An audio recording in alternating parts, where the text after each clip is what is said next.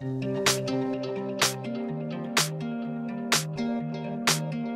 my lovely, so I have another one of my school type videos for you today, and it's going to be about my revision techniques. Yay! As you all know, exam time is coming up thick and fast, and I've personally got my mock week next week, and I'm really not looking forward to it at all.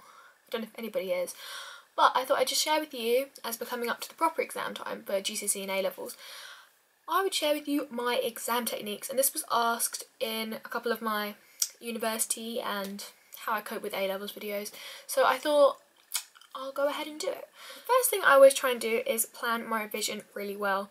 Now for this 2 weeks we've just had just now, I've actually planned every single day up to sort of when I'm going to eat lunch, which subject I'm going to do, which unit I'm going to do, and if you try and do that, it kind of puts it in your mind that you're going to do that. Less likely to think, oh, okay, I'll just skip it for today, do double tomorrow, because you're like, oh, well, actually, you can actually compute how many hours you're doing, and it's like, wow, actually, if I'm missing out on that, then I'm actually missing out a big part. So it does actually encourage you to actually stick to it if you actually make it and you go to the effort of actually sitting there typing or writing it all up. It does.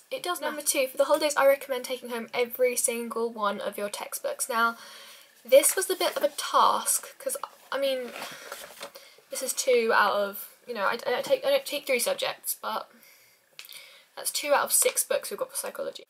They're heavy. It's not fun. So just take them all home, and basically if you've got them from different people, different companies even, you've got all different stuff. Way to state the obvious, I guess. You've got different approaches of going with stuff, especially with biology.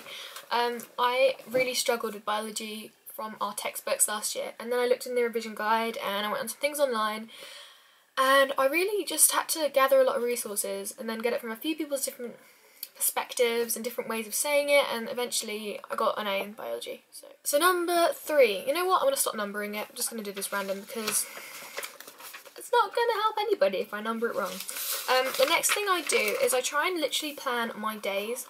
Now this is something I do every day regardless of whether it's revision period or not, and that is basically just to put up my, I don't know if you can see that. So yeah, basically I try and plan out like my free periods, because we get free periods at school, a lot of people do.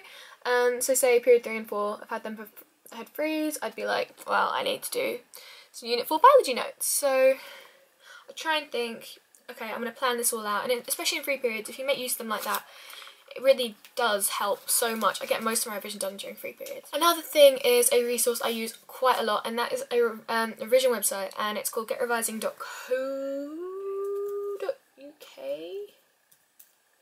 Getrevising.co.uk, indeed. Now this website is excellent. I'm not sure if I can just get my laptop up for you guys.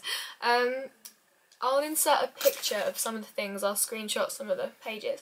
But the things they've got are sort of, you can type in your topic you're doing. Say for instance, I was a bit stuck on, what was I stuck on? The transmission across synapse. So I was like, oh, synapse. So I looked it up, and it came up with loads and loads of resources. Now these are resources that other students have uploaded. So by taking other people's resources, which they've probably copied out of a textbook anyway, it's kind of a good opportunity to sort of steal the ideas from other textbooks and other people's ways of doing it, just because sometimes the way that, you know, Phillips or whatever, who are you? Phillips? I don't even know why I thought it's Phillips. I thought it was called Phillips. Huh. Oh well. Or whoever these are, CGP or whoever, they might not say it the way you want it to be said. So just, you know, a lot of different resources, they do really do help. Now this next step is something that has actually, I in my opinion, gained me the marks I want to get. For every single subject I do, I have one of these folders. And it's sort of like an A4 folder with these like plastic sheets.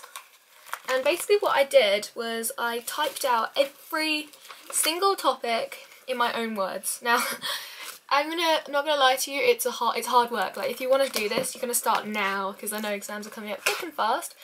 But by typing it out, you're, for one, processing it in your mind, converting it into your own words, and 2, it's really easy to remember stuff that you've got in your own words. So I sometimes don't understand stuff in biology just because the language is so alien. Just sometimes it's really nice to have it in your own words because you relate best to the words you're using. Like you're more likely to remember a certain word to describe something if you've thought it up yourself rather than someone else.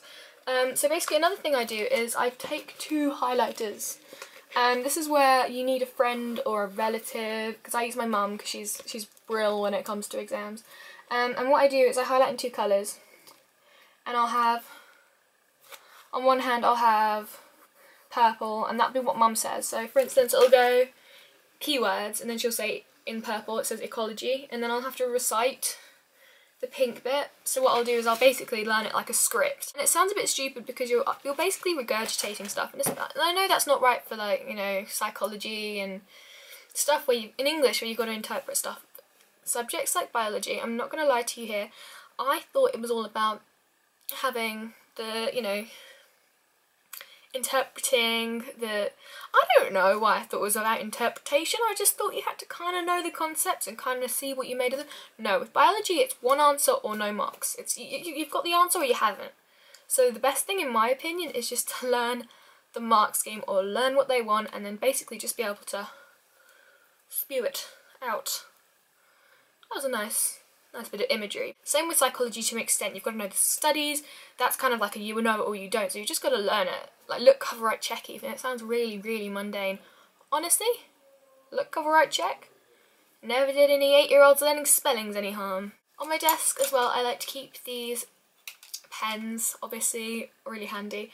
But I like to use like fun colours just because that sounds really stupid. But when you're revising, my teacher said there's nothing more motivating than going to buy yourself a pack of highlighters, and there really isn't, because you go out and buy yourself a load of revision stuff.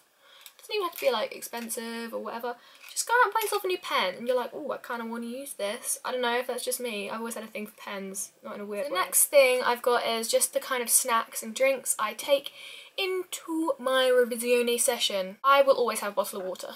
Aside from being absolutely hydrating and that you need your brain to be hydrated for it to work, it's also quite refreshing, like when you've just been staring at a screen, like typing for like 5 hours, like I do sometimes.